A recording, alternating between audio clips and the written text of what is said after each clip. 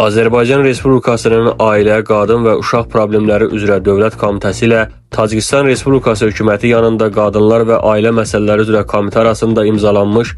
əməkdaşlıq haqqında memoranduma əsasən Tacikistan Respublikasının nümayəndə heyətinin ölkəmizə səfəri çərçivəsində yanvarın 22-sində Suraxanı rayon icra hakimiyyətində,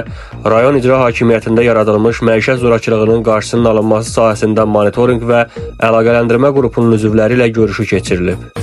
Görüşdə Suraxanı rayon icra hakimiyyəti başçısının müavini, Ərazi Təşkilat və İctimai Siyasi Məsələlər şöbəsinin müdürü, rayon icra hakimiyyətində yaradılmış məişət zorakılığının qarşısının alınması sahəsində monitorinq və əlaqələndirmə qrupunun sədri Könül Axundova və qrupun üzvləri Azərbaycan Respublikası Ailə, Qadın və Uşaq Problemləri üzrə Dövlət Komitəsinin məişət zorakılığının qarşısının alınması üzrə sektorunun müdürü Vəfa Ələkbərova, Tacikistan hökuməti yanında Qadın və Ailə Məsələləri üzrə Komitənin Maliyyə Departamentinin rəhbəri Alixon Davlatov, Komitənin Təşkilat şöbəsinin müdürü Dilbər Muradova, Ailələrlə İş şöbəsinin müdür müavini İslamzoda Boqiqul, Beynəlxalq Əlaqələr şöbəsinin baş mütəxəssisi Raşdiya Boymaxmadova iştirak ediblər.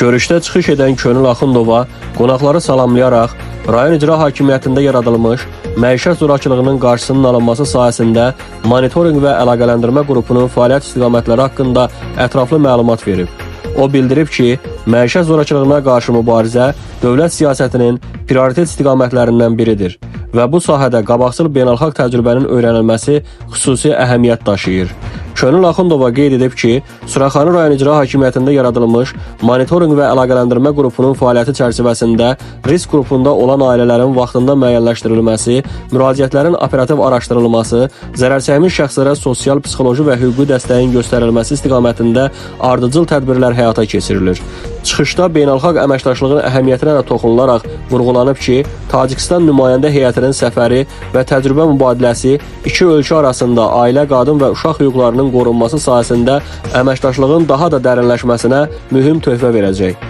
Könül Axundova belə görüşlərin, praktiki biliklərin paylaşılması, uğurlu modellərin öyrənilməsi və regional səviyyədə səmərəli yanaşmaların formalaşdırılması baxımından faydalı olduğunu bildirib. Görüş zamanı Tacikistan Respublikasının nümayəndə heyəti təmsil etdikləri qurumun fəaliyyət istiqamətləri, həyata keçirilən proqram və layihələr, qadın və ailə siyasəti sahəsində əldə olunan nəticələr barədə məlumat verir. Sonda monitorinq və əlaqələndirmə qrupunun sədri nümayəndə heyətinə uğurlu əməkdaşlıq arzulayaraq gələcəkdə birgə layihələrin və qarşılıqlı təcrübə mübadiləsinin davam etdiriləcəyinə ümidvar olduğunu ifadə edib.